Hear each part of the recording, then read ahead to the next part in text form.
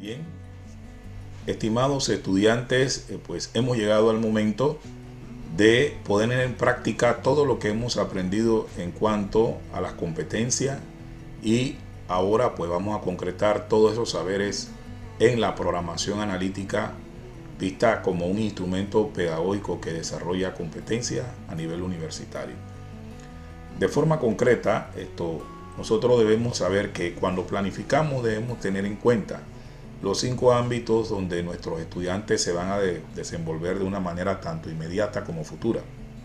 Es decir, debo contemplar actividades que estén enmarcadas en los ámbitos familiar, vecinal, obviamente el académico, educativo, con todo lo que tiene que ver con la gestión del conocimiento y el aprendizaje, ya que él se va a constituir en un aprendiz permanente. También contemplemos actividades que tengan que ver con lo laboral, lo profesional y, por qué no, lo personal, donde tenemos que relacionar al estudiante consigo mismo y tratar de que tenga satisfacción en lo que hace. Al igual que también considerar el ámbito tecnológico y ambiental es de suma relevancia, más en estos momentos donde las TIC, ¿verdad?, cobran un papel importante en el desarrollo personal de cada uno de los profesionales. El primer punto que tenemos que abordar son los objetivos específicos. En la planificación, el objetivo específico es una meta o finalidad de una acción enmarcado, ¿verdad?, desde una expectativa de desempeño. Cuando nosotros hablamos de una expectativa de desempeño, debemos ver dos cosas importantes. Lo primero, debemos tener en cuenta qué nos dice el currículum de la asignatura que nos han dado para nosotros poder administrar y ser los mediadores profesionales de la educación. Y por otro lado, están las expectativas de desempeño que, unidas ambas, así como lo vemos en la imagen, forman, ¿verdad?, lo que va a ser la estructura no solamente de contenidos, sino de conceptos, habilidades, destrezas que debe tener el estudiante.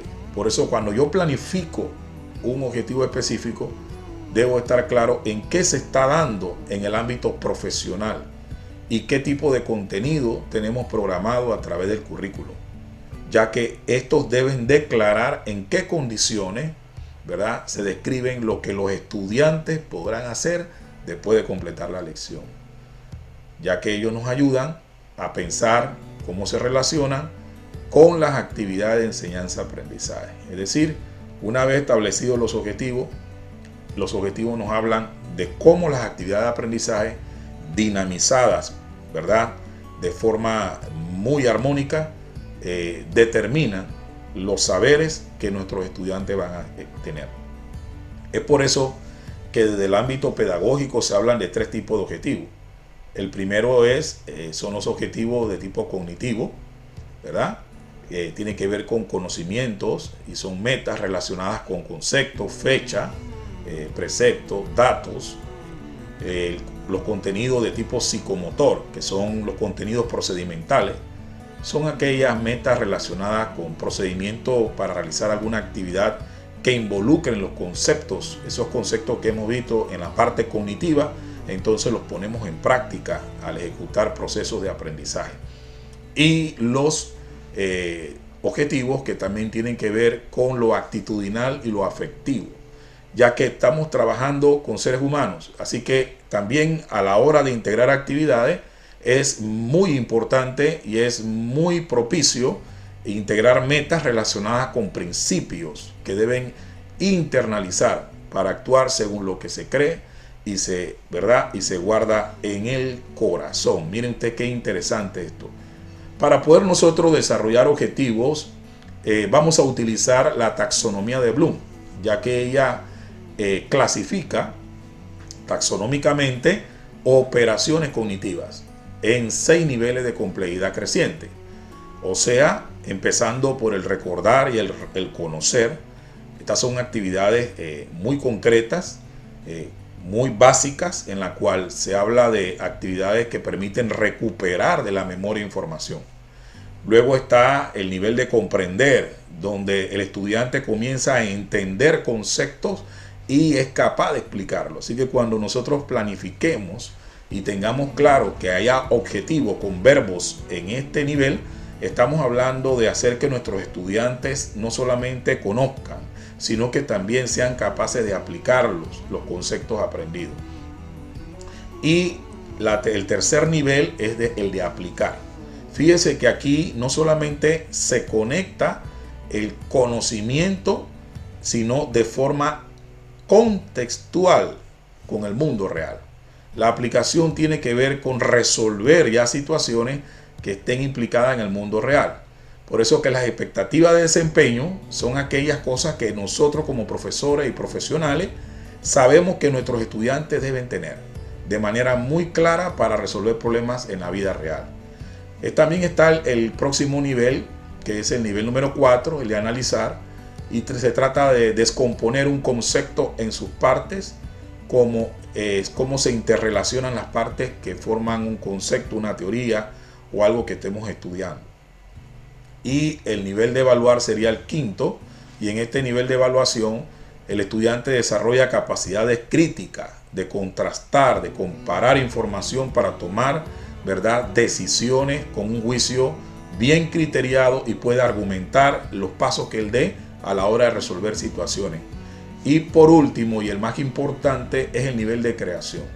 Y esto supone juntar elementos para formar un todo coherente. O sea, crear, innovar, tiene que ver con la meta del desarrollo de competencia. Quiere decir que en ese orden existen actividades concretas, actividades semiconcretas y actividades de aplicaciones abstractas. Entonces, cuando nosotros utilizamos verbos, ¿verdad?, según las escalas que hemos establecido, podemos agrupar en tres grandes áreas los conocimientos. Conocimiento, ¿verdad? Para desarrollar conocimiento podemos usar verbos que denotan conductas observables, tales como recitar, escribir, identificar, memorizar, rotular, reconocer. Y también tenemos verbos, ¿verdad?, que tienen que ver con el entendimiento, analizar, discriminar, seleccionar. Verbos que tienen que ver con habilidades, entonces tiene que ver con verbos en el cual pueden utilizar, o sea, en pocas palabras, planear, aplicar, estudiar, producir, usar, practicar. Son verbos muy importantes en cuanto a aplicación. Ahora, ¿qué hacemos entonces después que nosotros tenemos claro que los objetivos específicos marcan esa meta que debemos perseguir? Tiene que haber un procedimiento establecido para que nosotros podamos completar nuestra planificación con un orden coherente. En cuanto a la programación analítica, tenemos que tener en mente que la tarea de planificar la clase, ¿verdad?, para el que enseñe es una tarea de modelar muy bien el material hasta que se sepa lo que debe ser logrado por medio del estudio de ese material. Y luego hacer una sabia selección de las actividades de aprendizaje. Algo así como lo hace un atleta que escoge las zapatillas según el tipo de pista donde va a correr. Miren qué analogía tan interesante. Entonces nosotros como maestros, como profesionales, mediadores de la educación y formadores, muchas veces de formadores, tenemos que tener claro que hay una triangulación, ¿verdad?, entre los resultados de aprendizaje, las actividades formativas y los métodos de evaluación. Es siempre revisar que estos tres conceptos deben estar en armonía. Cuando planificamos, tomamos como eje los objetivos de aprendizaje y a partir de ahí trazamos los resultados de aprendizaje. Para luego entonces con los contenidos trabajar las actividades y los procedimientos de evaluación. De esta manera. Bien, aquí podemos ver que lo primero que debemos hacer es establecer las competencias del módulo que vamos a trabajar en nuestra plantilla. Luego trabajar las competencias específicas o los objetivos, propiamente dicho. En algunos currículums se habla de competencia, en otras los objetivos. A partir de las competencias del módulo que trae el perfil de egreso de esa asignatura. O sea, qué saberes debe tener mi estudiante cuando termine esta materia. Así que usted, como está trabajando en una sola plantilla de programación analítica para un mes o para 4 sesiones de clase, tiene que tener claro que usted va a disgregar, va a segregar la competencia que usted quiere desarrollar y a partir de ahí formula los objetivos de aprendizaje como lo hemos visto. Luego entonces entramos en los resultados de aprendizaje que ya son resultados más puntuales, más precisos. Y estos resultados de aprendizaje es donde se utilizan también la taxonomía de Bloom.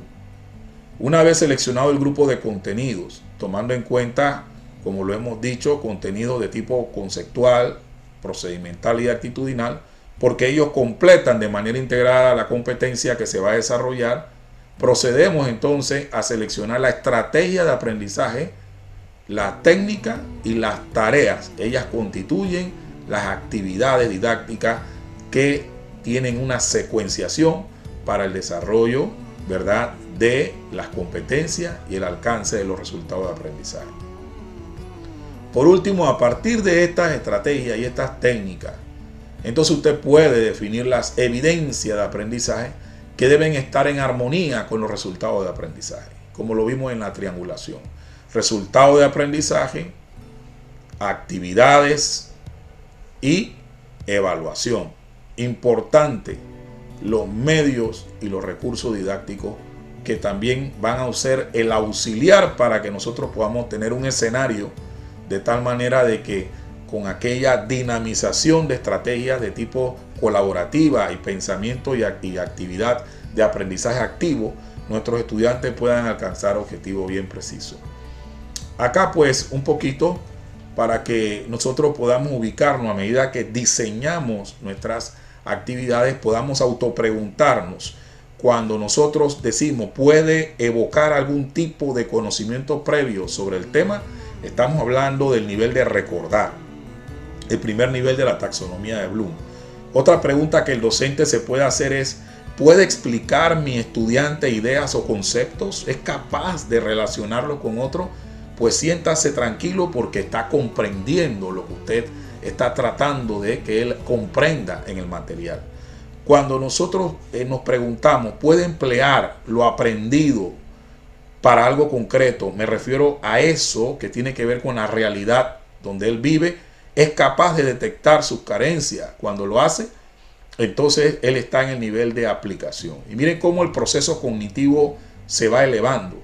Cuando hablamos de que puede distinguir las distintas partes de un todo, de un tema, él puede separarlo para analizar su relación a través de un mapa conceptual, por ejemplo.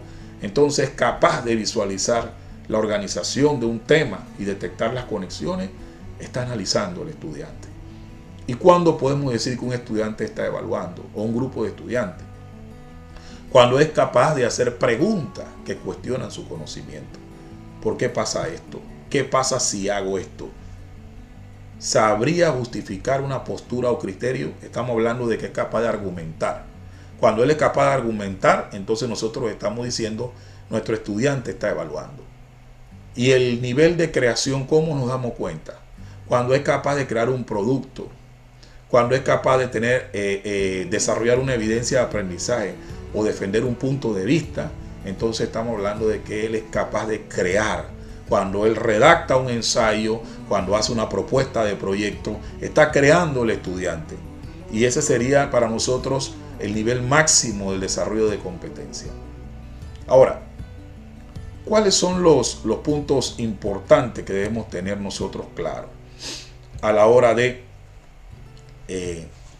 redactar los resultados de aprendizaje como segundo paso? Recuerden, el primer paso era mirar las competencias del módulo, elaborar los objetivos específicos, ya vimos cómo se pueden clasificar y los verbos según la taxonomía de Bloom.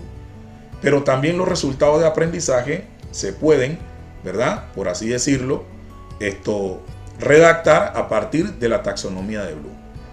Para lo cual se emplea, ¿verdad?, lo conceptual, lo procedimental y lo actitudinal como base.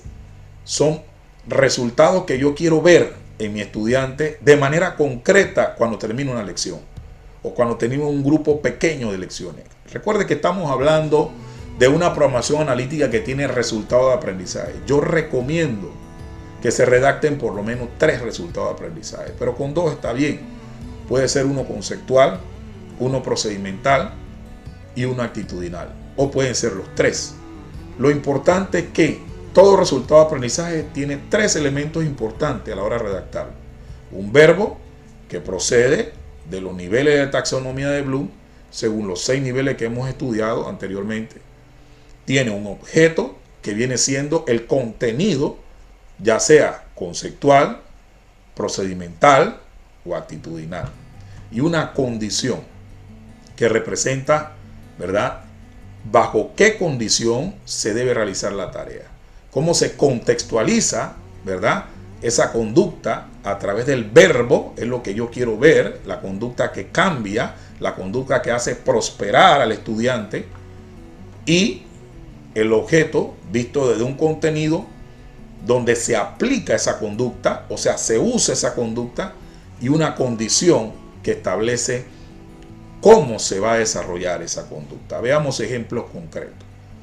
Veamos ejemplos concretos. Por ejemplo, aquí tenemos varios resultados de aprendizaje.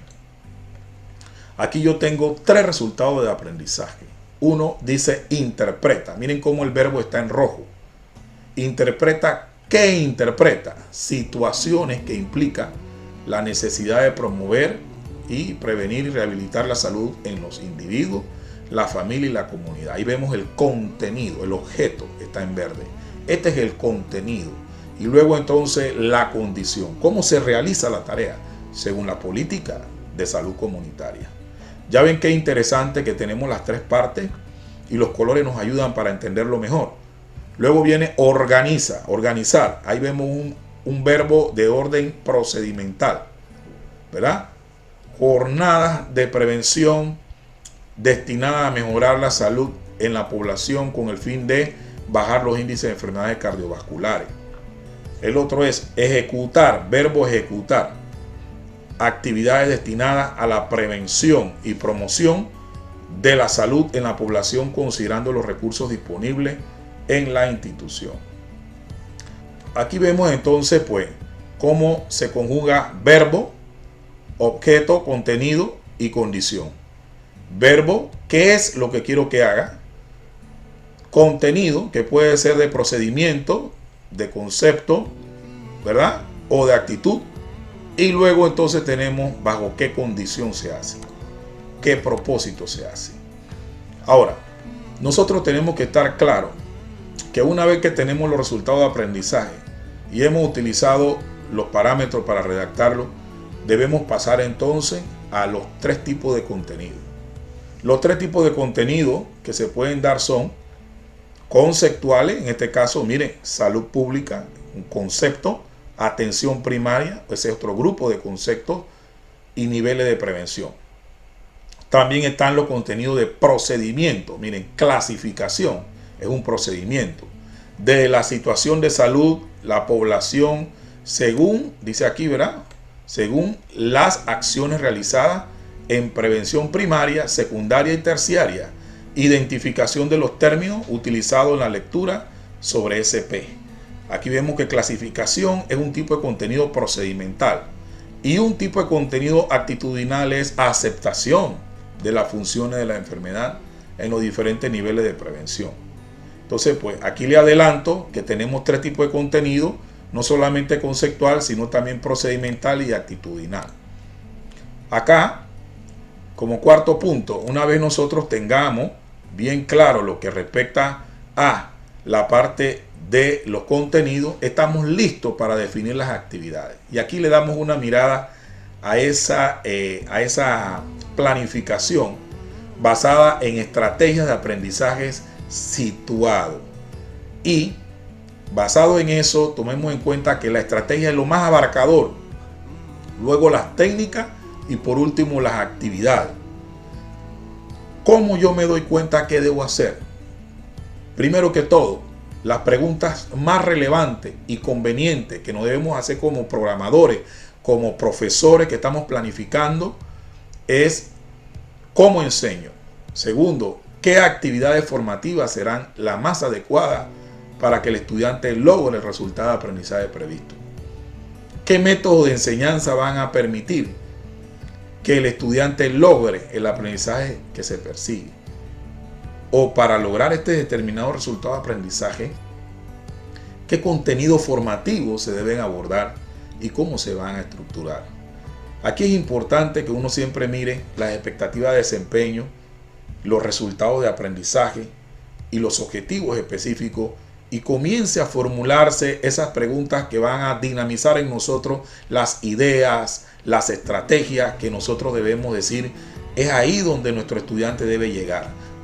Muy puntualmente, cuáles son las competencias profesionales o, digámoslo así, qué técnicas, digámoslo así, de competencia digital debe tener nuestro estudiante. Cómo se debe comportar, qué actitudes yo quiero formular, qué habilidades quiero que desarrolle. Son las preguntas que nosotros debemos ir pensando para planificar nuestras actividades en los 5 contextos que hemos estado mencionando. Ahora, ¿bajo qué estrategia lo vamos a hacer? Bien, hemos visto anteriormente que las estrategias más potentes son aquellas que permiten el desarrollo, ¿verdad?, de toda una gama de inteligencia de nuestros estudiantes. Y para eso tenemos las que más se acercan al campo laboral, al contexto donde él se mueve, a la gestión del conocimiento. Está el método de caso, aprendizaje basado en problemas, pedagogía por proyecto, método de Kolb. Y una vez que nosotros tenemos esto, en torno a estas estrategias, se articulan diferentes técnicas que están orientadas al desarrollo de los 3 tipos de saberes, que integrados permiten el desarrollo de la competencia. Entonces es importante que esos 3 tipos de saberes, saber conocer, saber ser y saber hacer, están relacionados con los 3 tipos de conocimiento. Conocimiento o contenido procedimental, actitudinal y conceptual. Y es importante que nuestras experiencias de aprendizaje puedan, ¿verdad?, integrar esos saberes. Por eso yo me hago una pregunta cuando voy a planificar. ¿Qué permite esta experiencia de aprendizaje? Preguntándole a la experiencia de aprendizaje. ¿O es necesario para llevar a cabo con eficacia y lograr los resultados deseados? Si esa pregunta se satisface, no hay ningún problema. Entonces yo diseño la experiencia de aprendizaje. ¿Qué necesita ser enseñado y entrenado? Determinar el contenido conceptual, procedimental, actitudinal, porque muchas veces hay mucho contenido que no dice nada. Pero cuando yo aplico ese contenido a través de todo lo que voy a planificar a lo largo de la estrategia, a lo largo de las 4 clases, debo concretar eso. ¿Cómo mejorar la enseñanza? Estrategias instruccionales donde estemos bien estructurados, qué hay que hacer desde el inicio hasta el final. Por eso que cada una de estas estrategias tiene fases y estas fases utilizan técnicas y dentro de esas técnicas se dinamizan actividades y tareas específicas. Ahora, ¿qué actividades proporcionarán a los alumnos estos conocimientos y habilidades necesarias que yo he establecido en los resultados de aprendizaje? ¿Qué materiales y recursos son más apropiados? También piense en eso. Para lograr esos resultados y la meta deseada, los materiales, los contenidos, los procedimientos, las giras, lo que usted tenga estipulado, debe tomarlo en cuenta antes de planificar. ¿Verdad? Contamos con un plan de aprendizaje eficaz y atractivo para los estudiantes. Tome en cuenta que la participación docente a lo largo de la programación analítica debe ser lo menos y lo más debe ser la actividad del estudiante. Por eso menos instrucción y transmisión. Menos instrucción y transmisión significa menos exponerse el profesor y más aprendizaje activo de parte del estudiante. Importante que el estudiante tenga su actividad. Por eso que cuando yo planifico, yo debo reconocer que dentro de mis actividades es importante que cuando una persona, ¿verdad?, solamente lee, escucha, observa, es un aprendizaje de tipo pasivo. Y tras de 10 días solamente se puede recordar el 10 o el 20 o el 30%. ¿Por qué? Porque son aprendizajes que sirven solamente para definir, describir, enunciar, explicar. Y me refiero a los primeros niveles cognitivos de la taxonomía de Bloom. Pero ya cuando nosotros oímos y vemos utilizando, ¿verdad?, algún tipo de vídeo o algo, ya tenemos ahí ¿verdad? Capacidad para demostrar, aplicar y practicar. Esto hace que por lo menos el 50% se quede después de los 10 días. Ya esto está probado cuando se ve una película, cuando se ve una exhibición, cuando hay una demostración, cuando vamos a ver cómo ocurre un fenómeno. Estás demostrando, aplicando y practicando, hay un 50%. ¿Y qué decimos cuando hay una participación activa de parte del estudiante a través de lo que se dice y lo que se escribe? Se ha estudiado de que después de 10 días, según este cono de aprendizaje de Edgar Dale, que es la pirámide de Dale, 70% se queda con él. Eso es cuando se participa de un debate. Piensa en esas actividades, cuando se tiene una conversación. Es potente cuando usamos las estrategias que hemos mencionado, el de calls, el estudio de caso, aprendizaje resolviendo problemas, haciendo proyectos. Son muy ricas estas actividades y nos permiten analizar, diseñar, ¿verdad? Propuestas en cuanto a problemas reales. Es ahí donde yo tengo que, como docente, diseñar esas actividades para motivar a los estudiantes a que participen en un trabajo práctico o manual, que diseñen propuestas de trabajo colaborativo. Y por eso yo incluyo, ¿verdad?, metodología activa con propuesta de trabajo colaborativo. Mire, y algo sorprendente, cuando ya usted tiene un aprendizaje de tipo activo, se dice que el 90% de lo que decimos y hacemos se queda con nosotros. Ya no solamente lo decimos y lo escribimos, sino que ahora somos parte de demostrarle a los demás, ayudarlos a avanzar. Y los estudiantes, cuando se autocolaboran, simulando experiencias reales, sacándolo usted al campo laboral, diseñando giras, haciendo lo que ellos simulen y diseñen y lleven a cabo una presentación de un proyecto, un desarrollo, hacer que ellos se intenten aprender entre ellos con experiencias reales. Créame, lo que usted lo está haciendo crear y evaluar. Y es ahí donde nosotros tenemos que tomar en cuenta el desarrollo de competencia. Ahora, sabemos que los tipos de aprendizaje también deben ser evaluados, pero hay que entender en el contexto de la evaluación que hay dos hechos importantes para reflexionar. Primero, el primer concepto que debemos tener claro es que no debemos confundir en lo absoluto la evaluación de los aprendizajes con una serie de decisiones relacionadas con ella, como la acreditación o la calificación. Son dos cosas totalmente diferentes. La evaluación debe ser vista como un proceso pedagógico, ¿verdad? Y como todo proceso tiene etapas que permita al docente tomar decisiones en beneficio del proceso de enseñanza-aprendizaje. Si hay que retomar una estrategia y debe informarle a través de la evaluación, tres cosas importantes. ¿Qué hemos logrado en función de los objetivos? Recuerde el triángulo. ¿Qué hemos logrado en función del resultado de aprendizaje?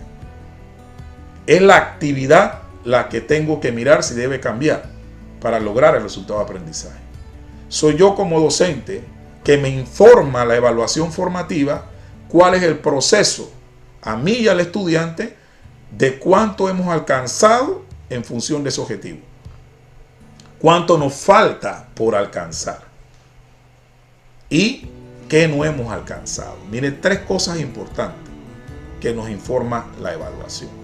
Por eso es importante que el docente tiene que estar muy claro cuando se define cómo trabaja la evaluación. La evaluación se encargará desde ese punto de vista de valorar datos recolectados. Y en la programación analítica hay una columna específica a mano derecha, como lo vamos a ver, que tiene que ver con las evidencias, los criterios. Básicamente es una estrategia de evaluación que el docente debe modelar, proponer a lo largo de ese mes, para todo lo que suceda dentro de la estrategia de aprendizaje. Y la evaluación se encargará de valorar los datos recolectados. Valorar los datos recolectados. Un mapa conceptual. Al evaluarlo con una rúbrica o al evaluarlo con una escala de rango, el docente tiene que también tomar en cuenta qué significa para mí ese dato y qué decisión debo tomar y decir si tengo que reformular las actividades, ahí está el dispositivo que me acaba de ayudar. Para posteriormente asignar una calificación numérica con base a los mismos y tomar una decisión en relación a los resultados esperados por la institución para poder acreditarlos. Entonces, qué importante es la evaluación para nosotros en la planificación de la programación analítica. Desde ese punto de vista podemos hacer una pregunta. Según algunos autores, ¿qué es la evaluación del aprendizaje? Hemos visto la evaluación de forma holística. Ahora vamos a centrarnos en la evaluación del aprendizaje. En el ámbito pedagógico didáctico de nuestra programación analítica, Cronbach lo define como un proceso mediante el cual los profesores, los alumnos, juzgan si han logrado los objetivos de enseñanza, o llámese resultado de aprendizaje.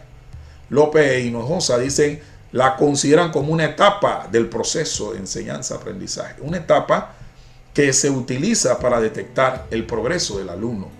La información debe servir al profesor y al alumno para tomar decisiones. Y ya lo hemos dicho en 3 aspectos.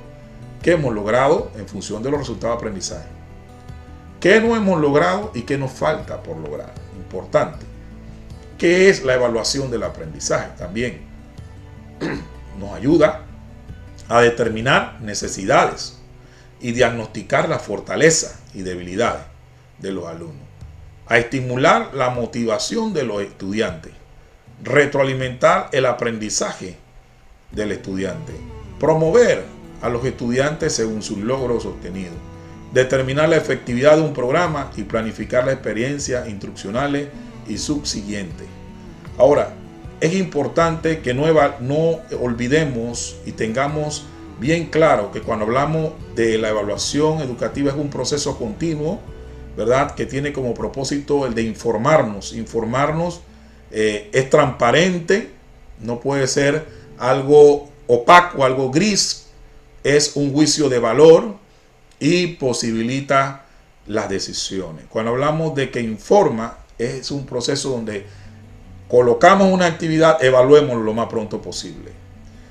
Cuando hablamos que es transparente, es algo que se criteria y antes de arrancar entrego el instrumento de evaluación para que todos sepamos las reglas del juego y los criterios que van a guiar en el proceso y la actividad. Por eso es importante las rúbricas, la lista de cotejo, las escalas de valores, porque dan pautas claras de qué queremos perseguir a la hora de planificar, no solamente para alcanzar los resultados, sino para ver desarrollo bien claro en la tarea que estemos haciendo de manera específica. Es un juicio de valor porque tenemos que tomar decisiones, tanto nosotros como docentes, ellos como estudiantes, y que posibilita la toma de decisión. Ahora, en esa línea de que es un proceso formativo y que es una etapa según Cronbach, se puede definir los tipos de evaluación según el momento que realiza y según el agente que evalúa.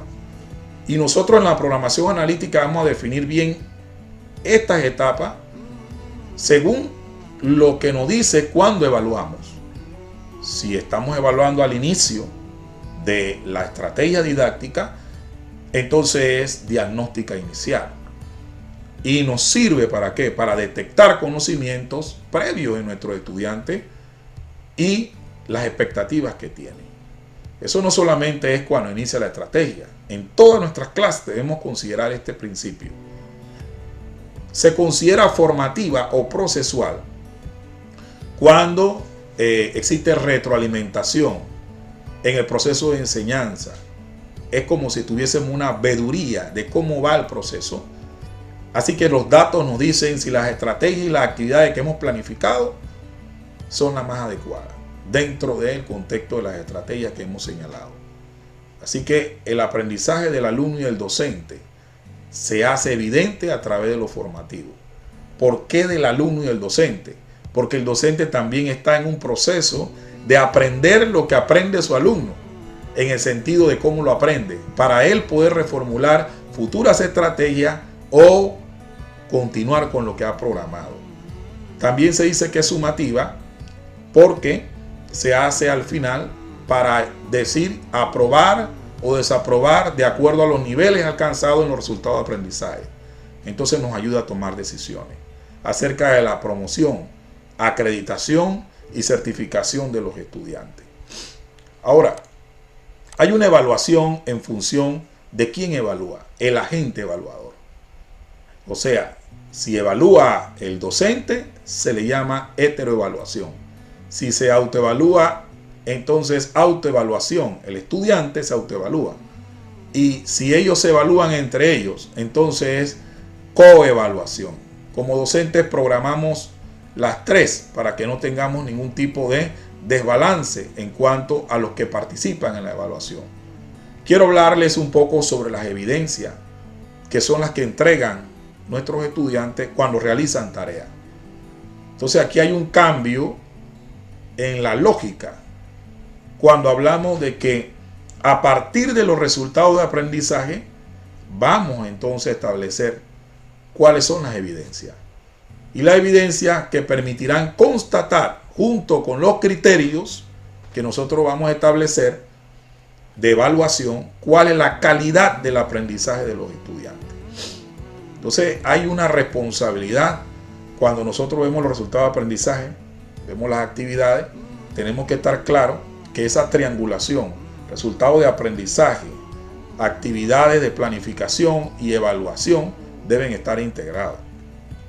Porque las evidencias son las que nos van a decir a nosotros si estamos haciéndolo bien. De ahí la importancia que para poder plantear evidencia de aprendizaje adecuada, se sugiere tener presente las siguientes preguntas orientadoras que les he preparado. La primera es, ¿cómo me doy cuenta de que los alumnos están aprendiendo lo que quiero que aprendan? ¿Qué cosas tengo que hacer yo como docente para darme cuenta de que están aprendiendo los alumnos? ¿Qué debería observar?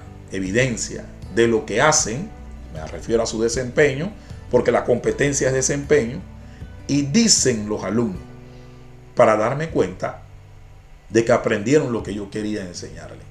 Miren, tres preguntas sencillas. Una está en función de lo que hace el alumno, otra está en función de qué tengo que hacer yo para darme cuenta de que están aprendiendo, y la tercera, cómo yo analizo su comportamiento y su desempeño para yo saber si están alineados con lo que dicen los resultados de aprendizaje dentro de cada actividad. Entonces, es una pregunta reflexiva y para eso yo le estoy preparando un cuadro que es sumamente interesante, que tiene que ver con los tipos de evidencia que nos entregan nuestros estudiantes y que yo les propongo a ellos. Evidencia de conocimiento, evidencia de hacer, evidencia de ser y evidencia de productos, que es cómo usar el conocimiento.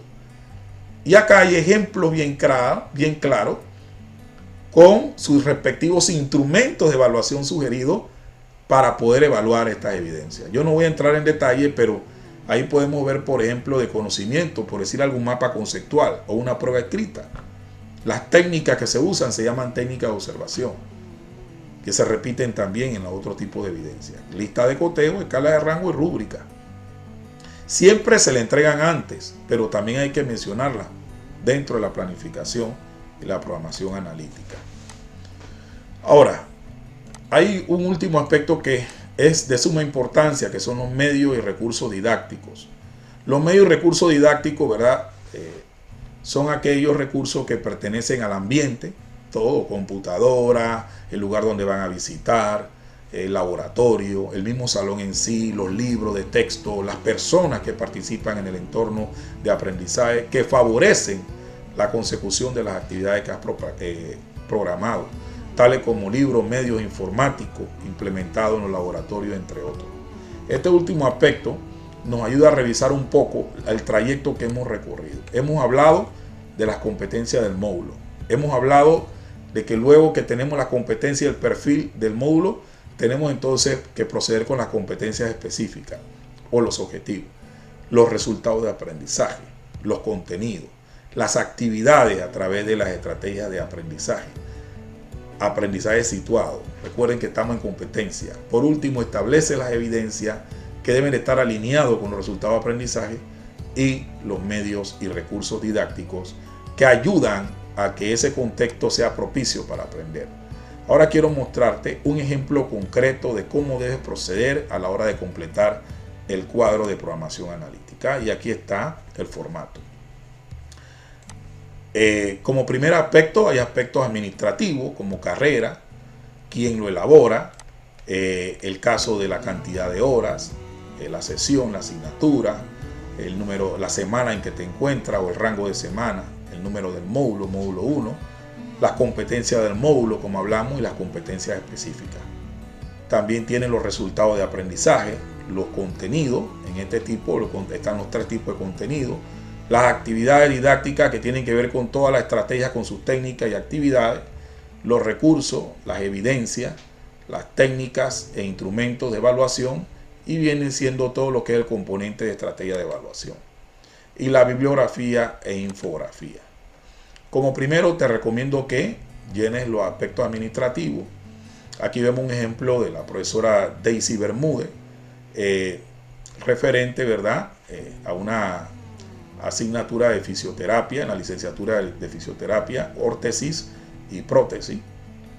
Y tenemos aquí el número de módulo, la semana, que serían 4 semanas. Las competencias de egreso, tendríamos que anotarlas aquí, las competencias específicas, demostrar la diferencia que existe entre la órtesis y la prótesis con el propósito de lograr una adecuada selección acorde a las patologías y niveles de amputación del miembro superior. Miren que bien específica, es una demostración que el estudiante debe realizar, no el profesor, el estudiante. Ahora, ¿qué procede? Procede entonces copiar y desarrollar los resultados de aprendizaje. Mire que tiene interpretar, organizar y ejecutar. ¿Se acuerdan lo que vimos anteriormente? Uno procedimental, uno conceptual y uno actitudinal. Una vez que usted tiene los resultados de aprendizaje, entonces procedemos, ¿verdad?, con los contenidos, como aparece aquí. Los contenidos. Los contenidos nos van a permitir ver, por ejemplo, aquí hay un contenido de tipo conceptual, definición de características y funciones y ventajas y desventajas de la órtesis y prótesis. Selección, aquí hay uno procedimental, adecuada, selección adecuada de los materiales a utilizar para la confección de las órtesis y la prótesis. La 3 es confección de la órtesis DMS, ¿verdad?, miembro superior, acorde a las patologías y niveles de amputación.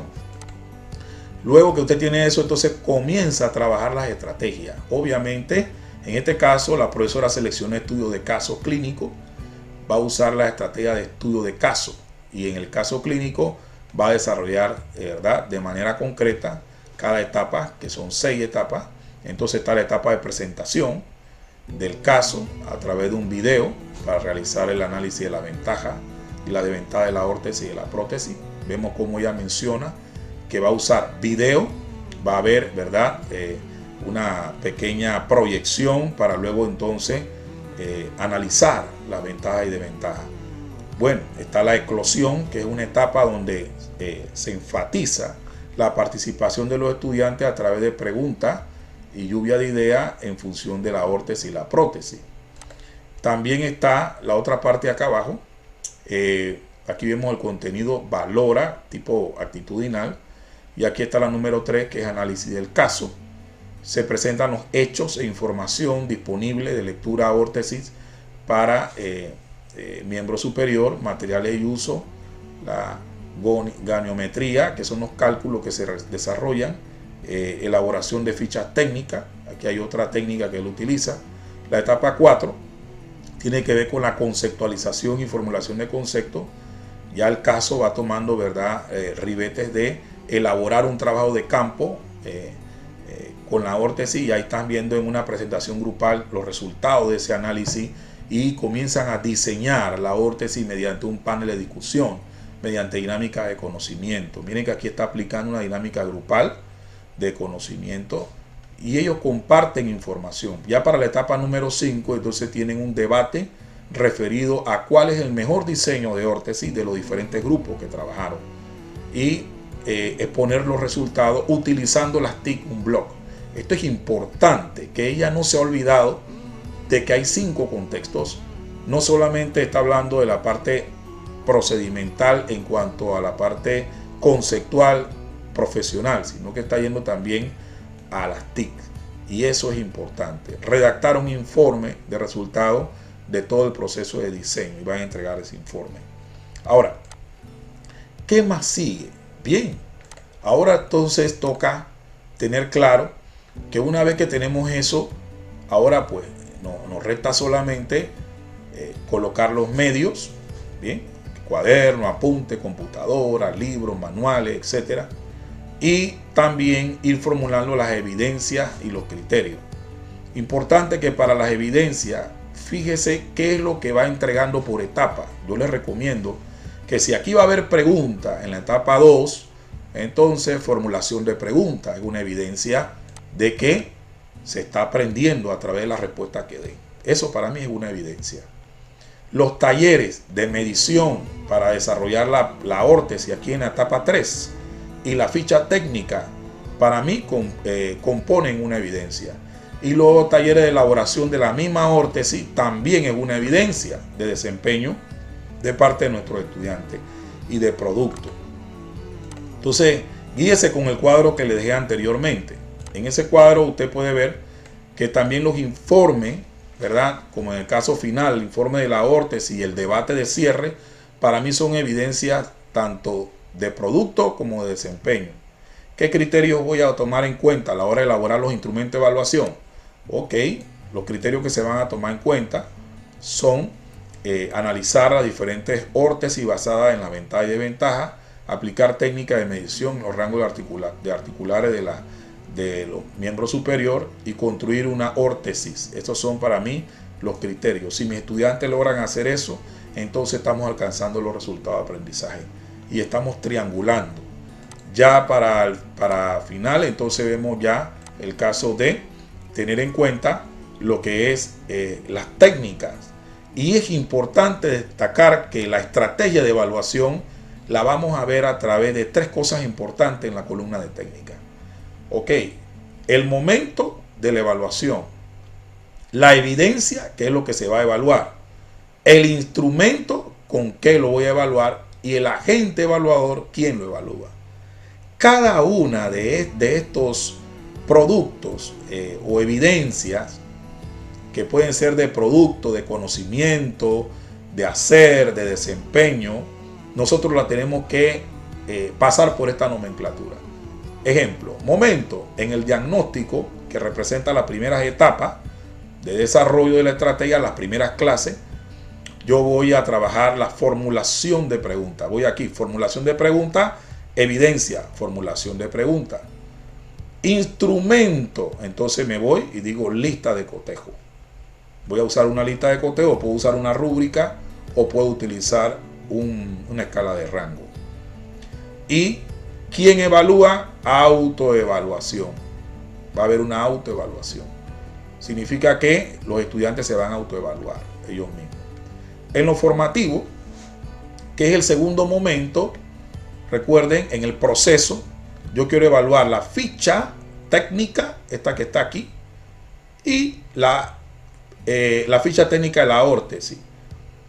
Miren que tengo el momento formativo, evidencia, ficha técnica que de la órtesis, la tomo de aquí. ¿Con qué instrumento? Con la escala de rango. ¿Y quién? Coevaluación. Entre ellos se van a evaluar, entre mis estudiantes. Yo tengo que diseñar ese instrumento de evaluación. Bueno, cuando den evaluación van a tener que ver los instrumentos de observación, cómo se diseñan. Es bien interesante cuando nos ha tocado ese curso mirar eso. Ahora, ¿qué más nos queda de la evaluación? Ya casi por último, lo sumativo. Tenemos el informe y el debate. Momento sumativo. Evidencia, informe del diseño de la órtesis y el debate. Aquí está. ¿Con qué lo vamos a evaluar? Con una rúbrica. ¿Y quién lo evalúa? Heteroevaluación, el profesor. Bien, con esto quiero decirles que solamente resta la bibliografía, ¿verdad? Que es lo que vamos a utilizar. Por ejemplo, aquí estamos usando un libro de órtesis y prótesis, ¿verdad? De Villalot, locomotor, miembro superior, España, séptima edición, Mason S.A. Y con esto, pues, quiero decirles que ya tenemos nuestra programación analítica finalizada. Insistimos con lo que Albert Einstein nos ha enseñado. Compañeros, si buscamos resultados diferentes, no debemos hacer lo mismo. Tenemos que hacer un cambio. Les agradezco, ustedes se han puesto atención y espero que este vídeo les pueda ayudar a comprender con mucha claridad cómo se desarrolla cada una de las programaciones analíticas dentro de un curso. Muchas gracias y que Dios me los bendiga. Se les aprecia y se les quiere. Estamos creciendo gracias a nuestro Dios Todopoderoso. Saludos.